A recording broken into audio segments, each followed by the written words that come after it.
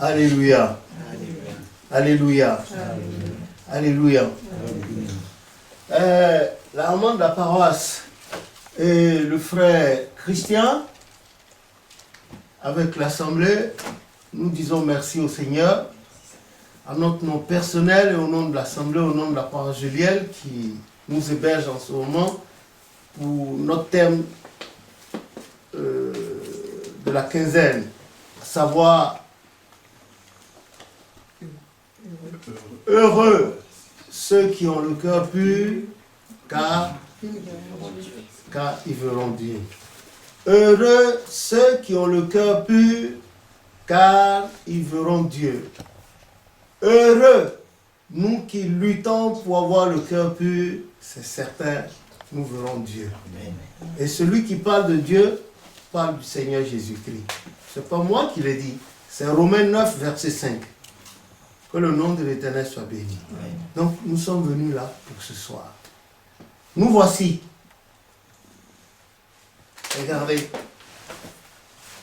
On ne voit pas le cœur, on ne le voit pas physiquement.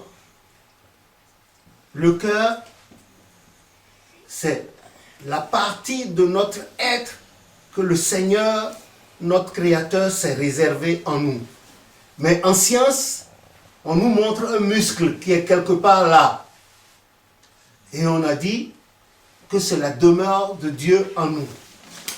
Comme Saint Paul disait dans 1 Corinthiens 6, verset 17, il a dit quelques péchés que l'homme fait est en dehors du corps. Mais le péché de l'adultère, la fornication, la masturbation, tous ces péchés sont à l'intérieur de l'homme. Or, il nous invite à garder en tête que notre corps, notre cœur est le temple de Dieu. Et que ce temple-là, quoi qu'il soit divin, c'est la particule de ce temple en nous. Nous devons maintenir ce temple dans un état de pureté, de sanctification, qui permette à l'Esprit de Dieu de venir régulièrement en nous. Parce que quand bien on retourne dans Galates, le Seigneur disait, en parlant de l'esclavage, du testament, il dit que tant qu'un enfant, un héritier reste un enfant, il est obligé d'être sous la tutelle des tuteurs et des administrateurs jusqu'à l'âge que son père a prévu dans le testament. Et que nous aussi, qui recherchons Dieu, nous avons été pendant longtemps esclavages de toutes les manipulations de Satan. Mais quand les temps étaient accomplis, Dieu, dans sa miséricorde infinie, a envoyé son fils, qui est né d'une femme, au moment de la loi, et il nous a délivrés de l'esclavage, de tous nos défauts, toutes nos faiblesses, ce que nous faisons sur terre, qui ne ressemble pas au commandement de Dieu, et qui ne nous amène pas à aimer nos prochains comme nous, parce que le Christ a résolu tous les 10 commandements en 2. Quand ce pharisien-là, ce sadducéen lui a dit, quel est le plus grand des commandements?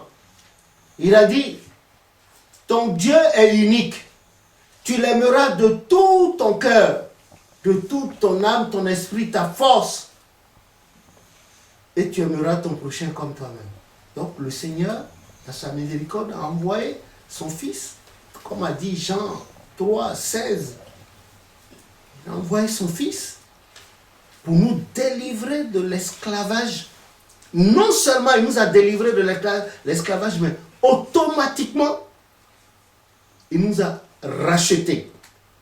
Délivrance, rachat, et puis adoption. Vous voyez, ces actions étaient jugulées de façon cumulative. La délivrance, le rachat, l'adoption. À l'adoption, quand on adopte un enfant, l'enfant devient automatiquement votre fils, n'est-ce pas? Vous lui donnez votre nom, vous vous en occupez comme s'il était votre enfant biologique.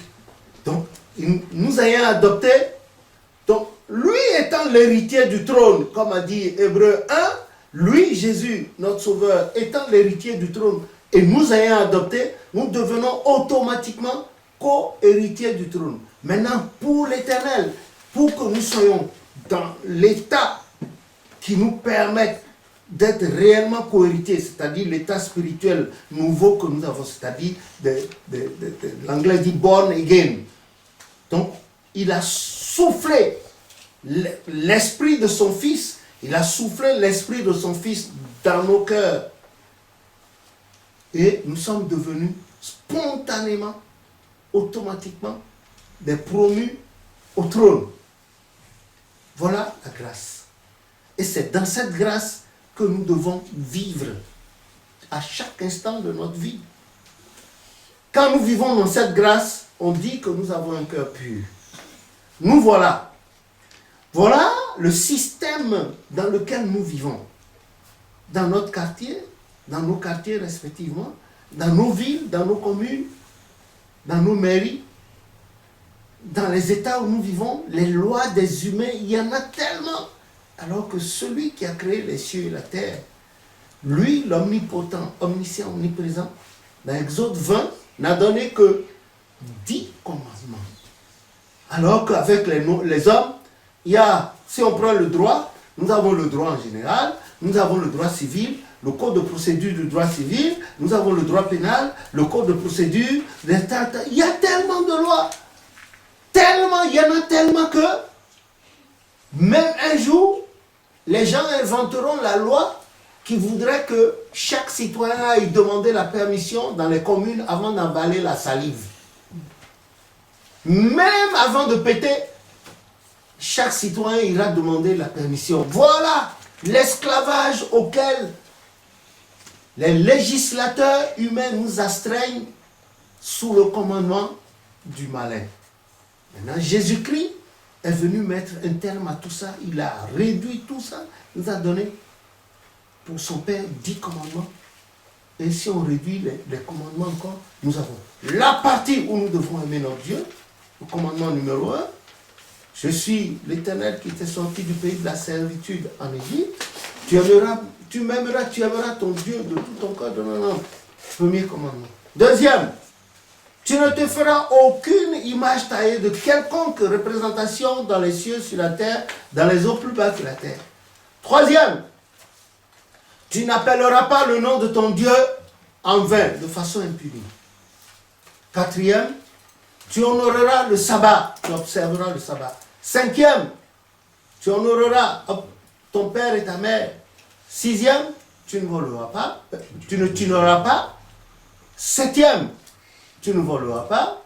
Huitième, tu ne commettras pas d'adultère et tu ne porteras pas de faux jugements sur ton... Et enfin le dixième, tu ne convoiteras point la maison de ton prochain, sa femme, son âne, son pain, etc., etc.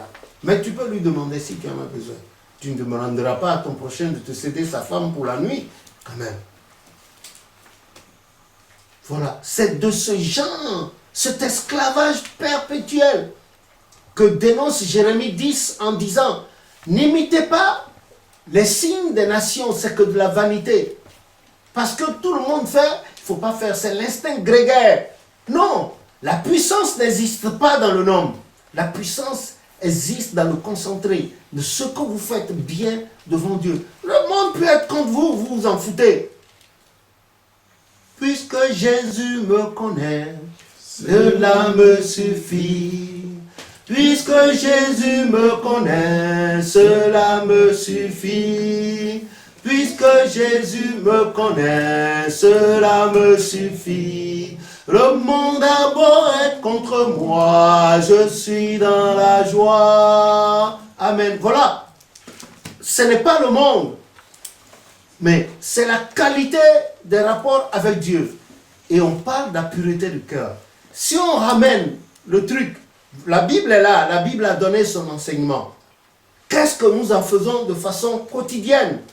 Et à chaque seconde, à chaque nanoseconde, à chaque minute, à chaque heure, chaque jour, chaque semaine, chaque mois, chaque année. Qu'est-ce que nous en faisons? Eh bien, le cœur pur, c'est quoi? c'est avoir la sagesse de décrypter chaque événement. C'est-à-dire, même si l'attaque qui vient du dehors touchait à vos intérêts, c'est la manière dont vous observez et vous arrivez, grâce à l'Esprit de Dieu en nous, à observer et mettre de côté ce qui est bon et ce qui n'est pas bon. Et vous restez zen pour Dieu, c'est-à-dire le cœur de Dieu reste intact. Vous ne permettez pas qu'à cause de cette situation, quelque chose d'impur vienne loger là pour empêcher que le Saint-Esprit y soit en permanence. L'Éternel nous a donné tout ce corps, mais il a mis le cœur là exprès pour lui seul. Ça veut dire que même un atome de poussière ne doit y demeurer. Ça doit rester toujours propre.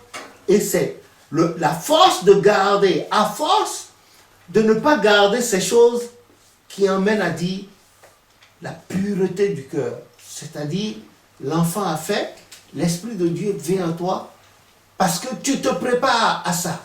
Tu t'entraînes à ce que l'Esprit de Dieu soit avec toi. Dans Ésaïe 59, mon esprit qui repose en toi. Si l'Esprit de Dieu repose en quelqu'un sur quelqu'un, c'est parce que celui-là a fait un travail préalable de pureté qui permette à l'Esprit de Dieu de venir. Mais celui qui a voté dans la rancune, l'anglais dit grudges, celui qui a voté dans les rancunes, qui a voté dans la colère, qui a voté dans la débauche, la perversité et toutes choses semblables, celui-là, l'Esprit de Dieu ne peut pas venir. C'est le mauvais Esprit de Dieu qui viendrait, ou bien l'Esprit maléfique. Mais celui qui fait l'effort, qui voit les choses, et devant chaque événement, interpelle l'Éternel dans son cœur, ce n'est pas qu'il se mette à dire, oh Dieu, tu vois la chose là, hey, comment je fais, hein? Comment je... Non, il est déjà à l'intérieur de vous, vous discutez, vous l'appelez au secours, et les événements passent comme de l'eau sur le plumage d'un canard, vous restez zen, et l'Esprit de Dieu vous aide à faire la part des choses. Et généralement, vous ne prenez pas le devant que vous prenez consiste à interpeller l'Éternel pour lui soumettre la situation. Et c'est à l'Éternel, par le biais de son esprit, de vous expliquer, ah, c'est comme ça. Mais tu vois l'acte là, c'est pas la faute de ce jeune homme, c'est pas la faute de cette jeune fille, c'est pas la faute du devancier, mais c'est le malin. Le malin a voulu se servir de lui ou d'elle pour... Donc, tu pardonnes. Et en pardonnant automatiquement, et sincèrement, sans trace, sans résidu dans ton cœur, allez, ton cœur est pur. Et ce n'est pas parce que tu sais que celui-là te déteste que tu vas accepter de voir les gens venir le dénigrer devant toi. Tu refuses, tu dis non, ce que je sais de lui, voilà ce qu'il a fait, voilà ce qu'il a fait. Tu dis la vérité. Tu dis ce qu'il a fait de bon, et l'autre côté, ça ne t'intéresse pas. Qui a dit ça? C'est lui, c'est elle. Eh bien, tu ne regardes pas, c'est lui, le lui là, ou bien elle là. Non, tu ne regardes pas. Tu regardes ce qui a été dit. C'est ce que tu considères et tu dissèques avec l'Esprit de Dieu pour en connaître la teneur spirituelle et la vérité. C'est cela, avoir un cœur pur. Et celui-là qui te détestait va voir ta manière de raisonner en ne l'attaquant pas, mais en allant au-devant de l'acte qu'il a posé, qu'elle a posé pour faire la vérité. Car si nous retournons dans Lamentation de Jérémie 3,37, le passage dit, qui dira qu'une chose arrive que Dieu ne l'ait point ordonnée? N'est-il pas de Dieu que viennent le bien et le mal? Voilà pourquoi Matthieu nous dit, ne jugez pas. Parce que quand nous jugeons, nous ne connaissons pas les causes avant-premières de chaque situation. Parce que nous ne sommes pas omniscients, nous ne sommes pas omniprésents, nous ne sommes pas omnipotents. Samson, dans le livre des Juges, vous avez vu, après qu'il ait tué le lion, avec une mâchoire d'âne. Il s'était amouraché d'une fille philistine. Il allait dire à ses parents, ah, telle fille là, je veux l'épouser. Et ses parents lui ont dit, mais tu sais qu'il est interdit à notre race de prendre une fille en dehors de notre race, de prendre une fille parmi les ennemis. Et les passages les Saintes Écritures ont dit que les parents de Samuel et de Samson ne savaient pas que c'est l'Éternel qui voulait, c'était un plan de Dieu.